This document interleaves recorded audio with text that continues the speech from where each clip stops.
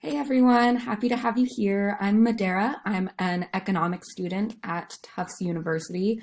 And today we're going to be doing a video on an overview of the writing and language section of the SAT. So, no practice problems this video.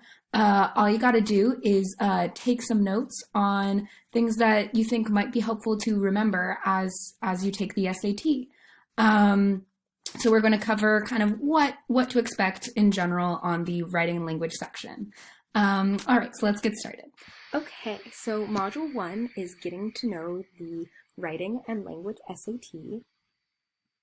Before we start, I want to quickly just reflect on why it's important to do a little overview of the whole section and what you can use this module for. So the first is going to be timing. It's really important to know what is on the test so that you can go through at the right pace for you. That's something that we're going to work on together as you're looking through these modules, and that's also something that you can work on alone, taking practice tests. There are a lot of different free practice tests online that I really recommend you check out, but it's really important to know kind of what you're getting into before we start. Okay, and the second one is to target more studying. So you're going to see as we go through this module that some concepts have more questions on the SAT than others. And so if you know kind of what the writing and language SAT focuses on, you can use your time studying as effectively as possible by studying not only what you have trouble with, but also what the SAT tests the most. All right, so let's start with the module. So this module doesn't have any practice questions. It's basically just a page of text, and I'm going to read through it now. I'm going to highlight things that I think are really important and explain some questions that students have had in the past that I've worked with as a coach. But you might have more questions, so again, reach out if you do. All right, let's start. So let's use pink to highlight. The SAT writing and language test asks students to be editors and improve passages that were written especially for the test. And that includes deliberate errors. Oh, I see, that's funny. What content does the writing and language SAT cover? The 4 passages on this section of the test cover topics from history, science, humanities, and careers, but no prior topic knowledge is tested. That's really important. So there are going to be questions that talk about scientific concepts, that are historical documents, but you do not need to know, have any prior knowledge about those things.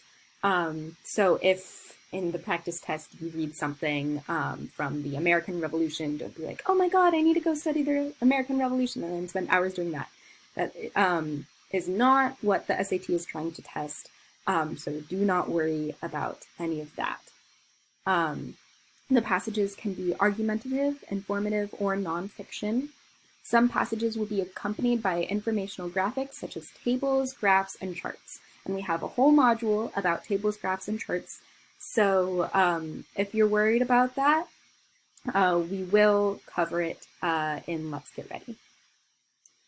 The questions on the writing and language tests measure a range of skills: command of evidence, words in context, analysis in social history/social studies, and in science, expression of ideas, and standard English conventions. So this is when I was talking about targeting your studying.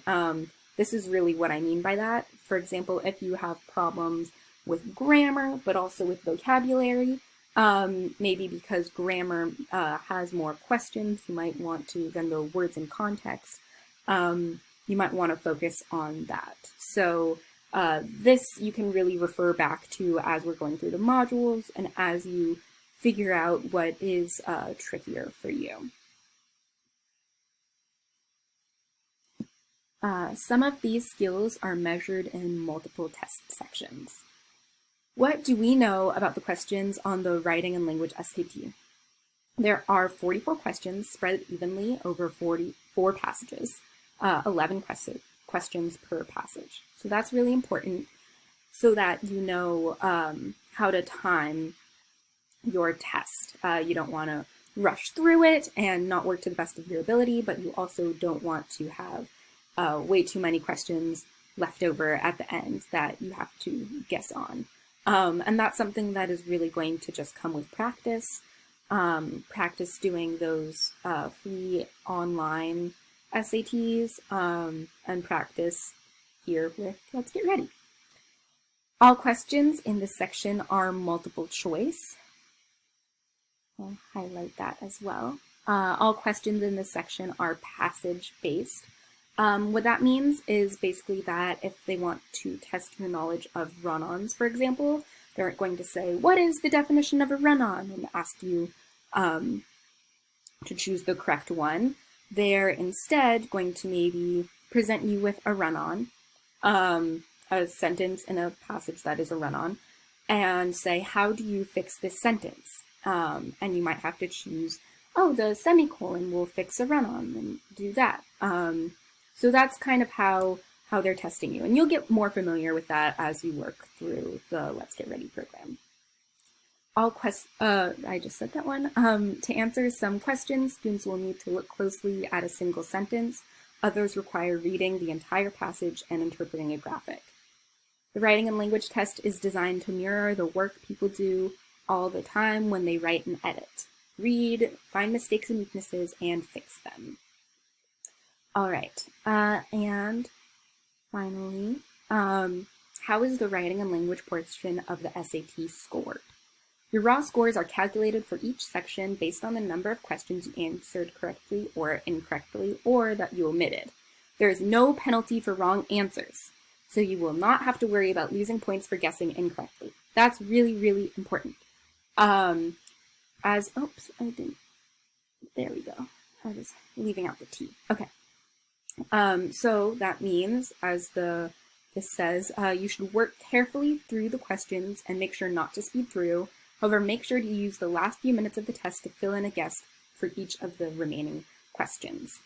So that means if, for example, you get to a question and it's really difficult and you don't know the answer, it is much, much better to just fill in a random bubble and move on than to leave it blank and move on and plan on coming back to it. Circle it so that you can come back to it if you have time left over, but do not leave it blank.